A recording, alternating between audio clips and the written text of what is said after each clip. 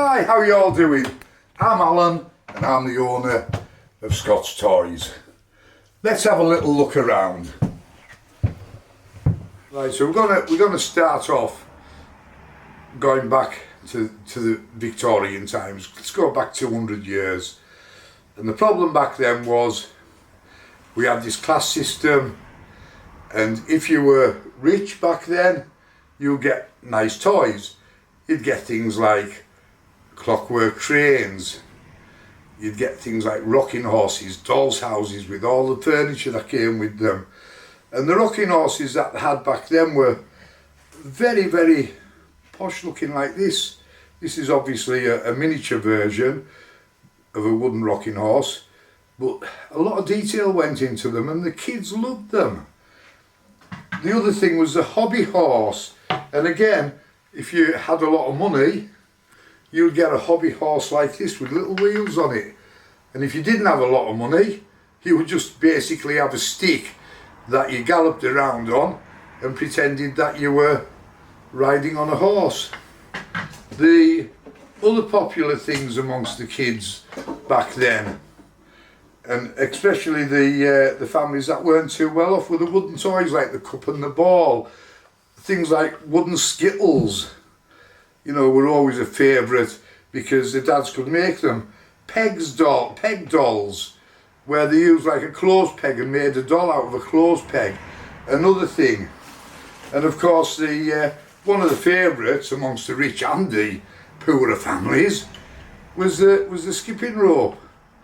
You know, very simple. Kids still play with skipping ropes today, so it's well survived the test of time. And one of my favourites, the hoop and the stick. And the idea was that you got the hoop, you got the stick, and you went along to see how far you could make the hoop roll without it falling over. And in fact, it's something you can actually do yourself. If you have a hula hoop, you can take a standard modern hula hoop and get yourself a stick and just try yourself running down the field or running around the playground or in the hall at school, and have a little go with a hoop and a stick. And back then people had to make their own entertainment because they didn't have the TV. They couldn't turn on and watch, you know, I'm a Celebrity or MasterChef or whatever soaps were on, because there was no TV, no soaps, and they used to make their own entertainment. And things like this, a puppet, a simple marionette, which they used to sit and the kids would make a wee show, and they would put a wee show on for the parents using the different puppets that were available at the time. And here we have this fella here, which is very good. Hello people, hello, hello. And of course the puppets led to other things, and especially when TV came out. When TV came out, the first TV shows used puppets. And I remember the early TV shows, you had things like Andy Pandy, you had Bill and Ben, the Flower Pot Men, you know, and another little programme called Muffin the Mule. And one of the older toys that we have is a LED version of Muffin the Mule. And I'm just going to go and get that for you right now. And here we have a Muffin the Mule. And it didn't do much. Didn't do much at all. The back legs moved, the front legs moved, and that was it. And that is Muffin the Mule. And pull along toys. Kids back then, they loved to pull toys along behind them, and here we have another mule with a barrel on the back. piece of string, and the kids would run about pulling that along, a simple toy made of wood, you know, none of your plastic back then, and the kids used to love playing with that. Now I know you kids, you love your shooting games. Who doesn't? Roblox, Minecraft, Call of Duty, you know, I know they're brilliant. But back then, they didn't have computer games. They didn't even have computers. They weren't even invented back then. And shooting games, they did have some. And one of the earliest shooting games that was made was a little game called The Three Bears. And we actually have one here from 1935. 1935. And this was a very simple game. And we had these targets that stood up like this. And you got a little gun like that. That is the gun. And what happened was, you got a little wooden bead, and the little wooden bead went on the end of the gun, and it was held in place by this trigger, and you would get your target and get your gun, and you would shoot it at the target and knock it over. How fun is that? And the kids used to love this game. Unfortunately, not many of these have survived intact, but we are lucky enough to have one sitting in the shop that is complete. So simple, yet kept the kids entertained for hours and hours and hours. Another popular game that families used to play was cards, and they'd play all sorts of things. Sit down as a family at the table and have a game of Snap, have a game of Happy Families. The adults would sit and play bridge and have little bridge clubs, and they'd have bridge nights at the house, you know, because no TV back then either. And this was a popular little game, and this game is called Lexicon, and this was a very, very different type of game. It was a card game, and it came with, you know, back then it was a new game, as you can see, and it came with a little instruction book, explained how the game worked, and a little rule book. And the beauty of Lexicon was that the cards, all the cards had a letter on them.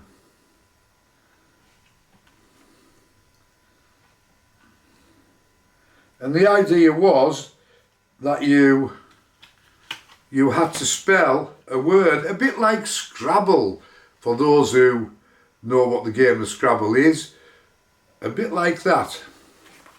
All the letters, and it even had what in Scrabble terms would be a blank that could represent any letter on the board. They even had their own MasterCard, which could be any letter that you wanted it to be. Another great little family fun game that people could sit around and they could enjoy as a family.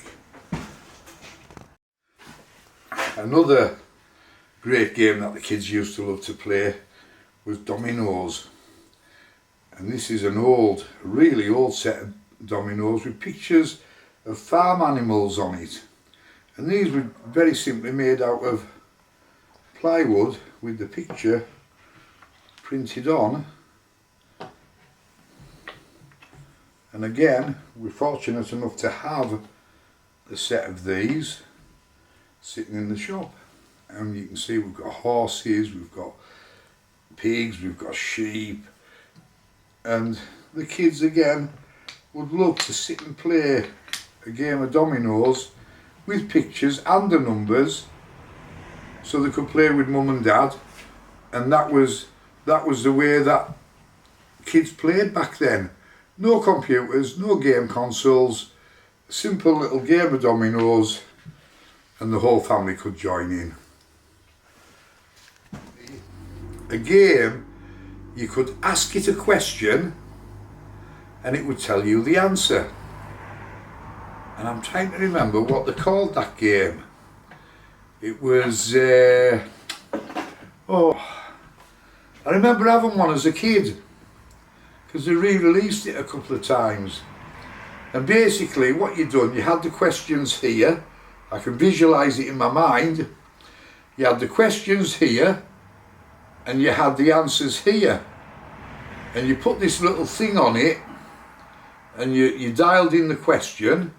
You know, you could say, you know, which planet has rings?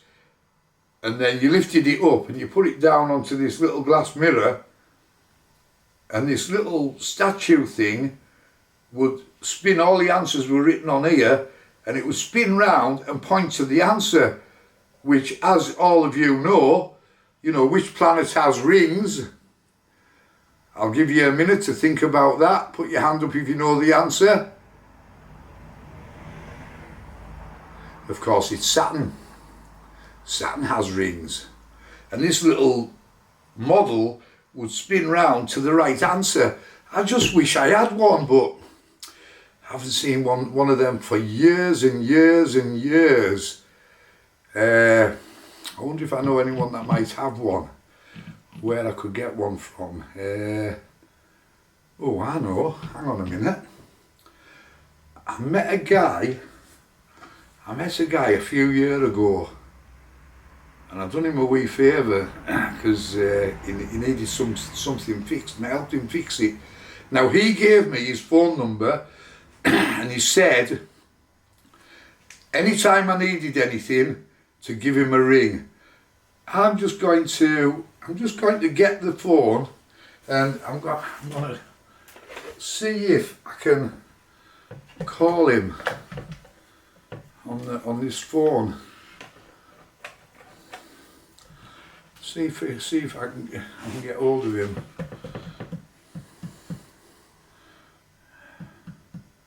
Well, you don't expect a mobile, do you? I mean, come on. You know, back then in the 50s, they didn't have mobile phones. No. Hi, hello. Yeah, I'm Alan. Yes, I don't know if you remember me, but basically...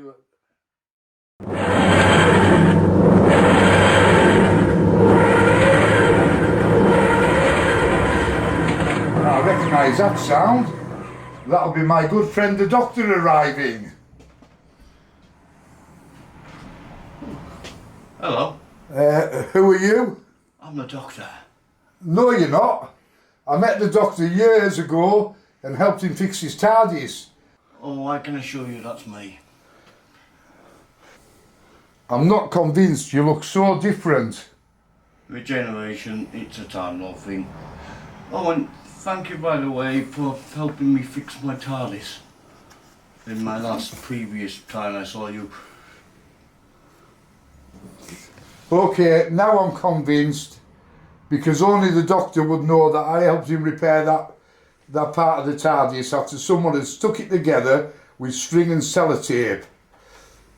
Now tell me more about this regeneration. Come on in.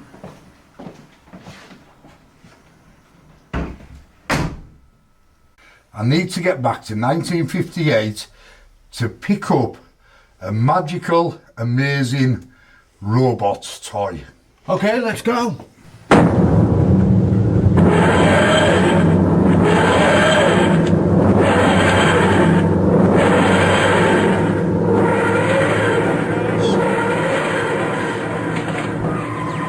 Wow, I'm so pleased we managed to get an amazing magical robot. You wouldn't mind if I take a look while you talk about the toy, will you? Carry on. Hey, wasn't that nice of him to do that for me? Wow, a trip in the TARDIS back to the late 50s to get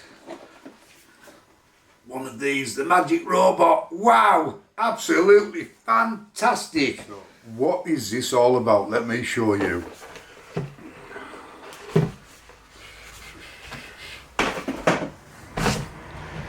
This is it. Very, very simple. We've got the questions, we've got the answers, and we've got our magic robot. And basically, you pop him on here and you ask him a question. So let me have a little look and we'll see what question we're gonna get. Let's choose this one. What is a Komodo dragon? Now, before we ask the amazing magical robot, let's see if any of you guys out there know the answer. Okay, let's see what our robot says and see how many of you were right. What is a Komodo dragon? So we pop him on here and he will go spinning round, and the answer is this one here. I don't know if you can read that. It is a monitor lizard. So hands up all those that said it was a big lizard. And if you said monitor lizard, you're a lot cleverer than me, because I didn't know that answer. So there we go. And we'll just try one more. This got me curious. What is a skink? I have no idea. But let's see what the magic robot says.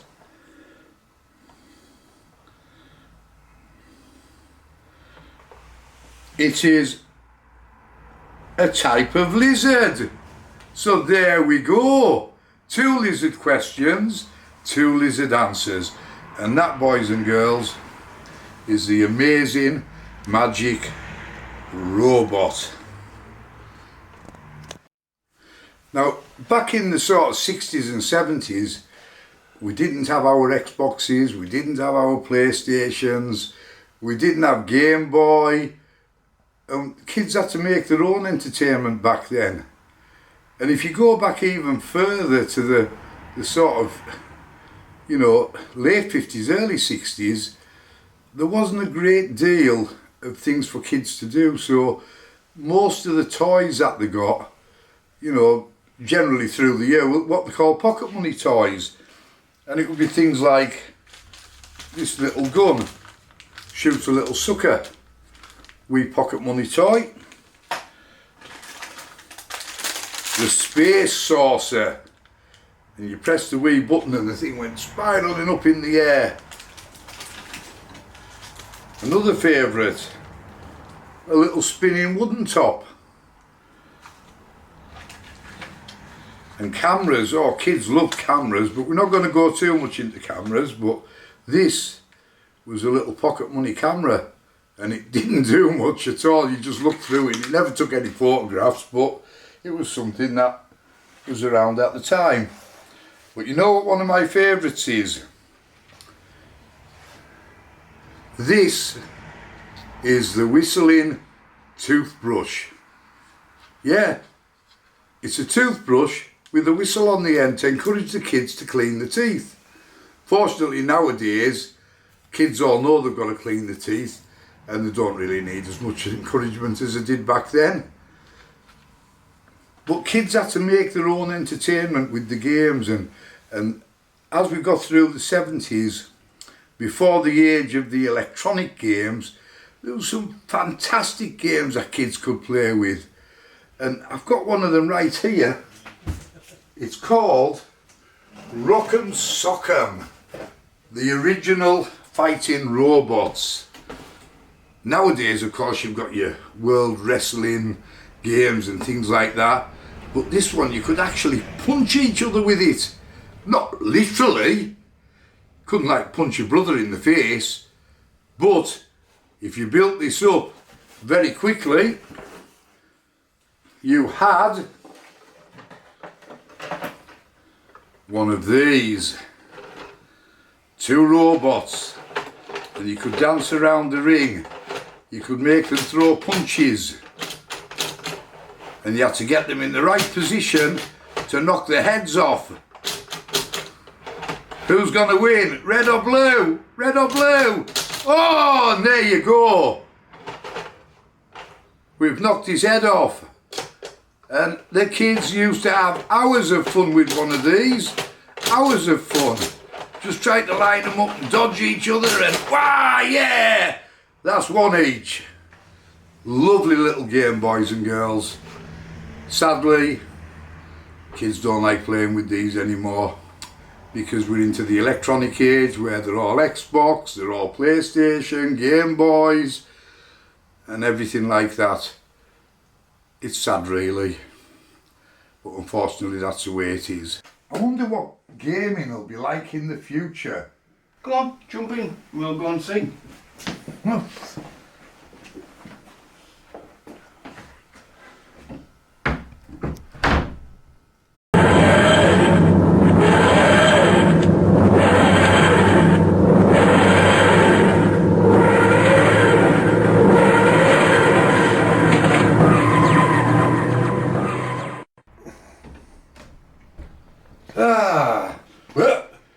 Doctor, I think we've got a problem. Alex! Quick, get back to the TARDIS. Get us back to the 2020s. Right, let's go.